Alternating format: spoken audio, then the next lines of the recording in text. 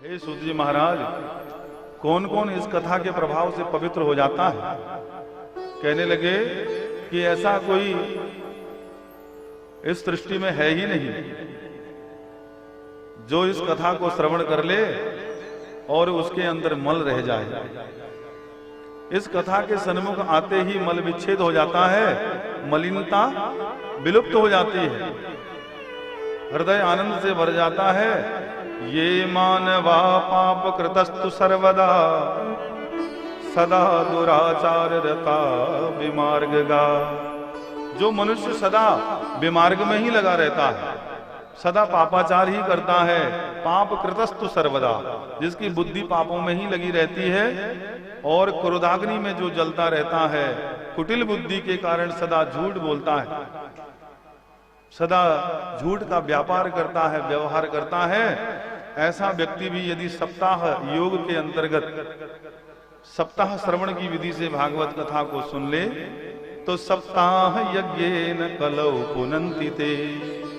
ये सप्ताह ज्ञान का योग उसके हृदय में परमात्मा के मिलन का संयोग उत्पन्न कर देता है।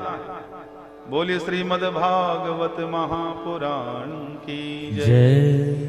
सत्य नहीं ना पितृमातृदूषका, तृष्णा कुलाश्चाश्रम धर्म वर्जिता, ये दंभिका मत्सरिणोऽपि हिंसका, सप्ताह यज्ञेन कलौ पुनन्ति ते। जो माता पिता का दोषी है, पितृदोषी है, जिसको पितृदोष लगा हुआ है, सत्य से हीन है, असत्य भाषण करने वाला है, सत्य का जिसको ज्ञान ही नहीं है, और जो तृष्णा के मारे व्याकुल है और गृहस्थ आश्रम का भी सम्यक रूप से पालन नहीं कर पाता, वर्णाश्रम का भी जिसे ज्ञान नहीं है, धर्म से भी जो च्युत है, अलग थलग पड़ा हुआ है, कर्तव्य निष्ठता भी जिसके अंदर नहीं है, ऐसा व्यक्ति भी ते दंभिका मत्सरिणोऽपि हिंसका। जो दंभी है, अपने आप को ही सबसे महत्वपूर्ण और विशेष समझता है, दंभ के मारे अकड़ा हुआ है। दंभ कहते हैं अभिमान को, अहंकार से जड़ा हुआ है, अपने आगे किसी को कुछ समझता ही नहीं और सत्य कभी बोलता नहीं, व्यभिचारी है, पापाचारी है, दुराचारी है, अत्याचारी है, पितृदोषी है। इसलिए सांसारिक दुख से परेशान तो है, लेकिन किन्हीं पुण्यों के फल के कारण थोड़ा बहुत ऐश्वर्य वैभवता मिली हुई है, सो अपने आप को ही धनवान समझ करके अकड़ में है, दंभ है। मात्सरिणोऽपि हिंसका। अच्छा, दंभ का तो निवारण हो भी जाए चलो, लेकिन जो मात्सर्य है, मात्सर्य दंभ का अत्यंत आंतरिक भाग है, अहंकार का भी आंतरिक भाग मात्सर्य है। मात्सर्य ऐसे है,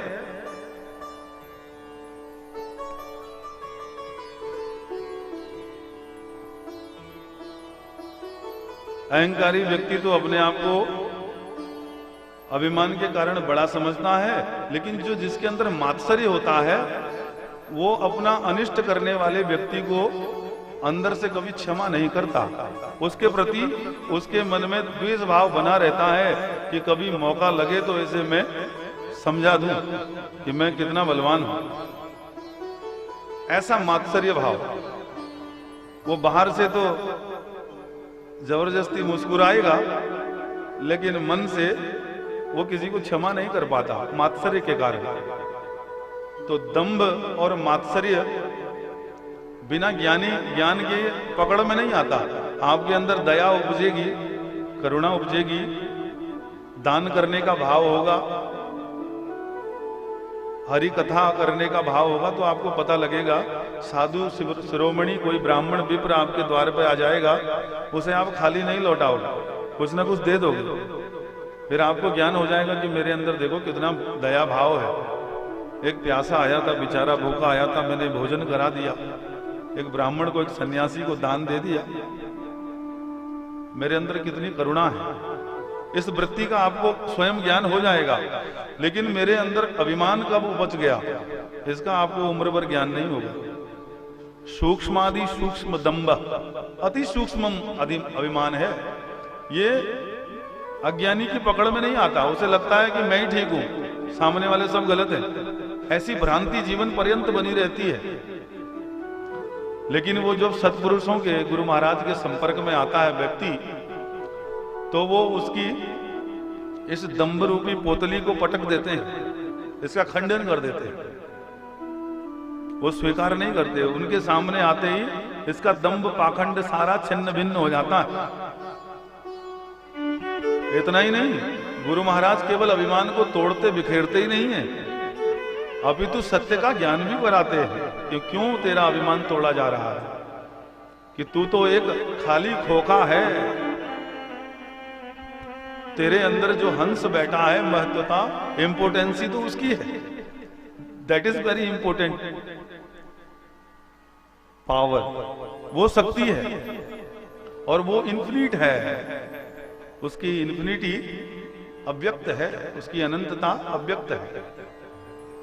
तो इसलिए उसको समझाने के लिए साधुजन शिरोमणि दंभ को पहले चोट करते हैं, उसको तोड़ते हैं अभिमान, फिर उसे दया सिखाते हैं। अपना अनिष्ट करने वाले व्यक्ति के प्रति भी जिसके मन में दया का भाव हो, अरे अज्ञान के कारण कर रहा है, अगर ज्ञान होता तो कभी नहीं करता, चलो छोड़ो, माफ करो। सबके प्रति जिसके अंदर दया का भाव रहता है, ऐसा मात्सर्य रहित व्यक्ति भगवान की भक्ति को प्राप्त कर सकता है।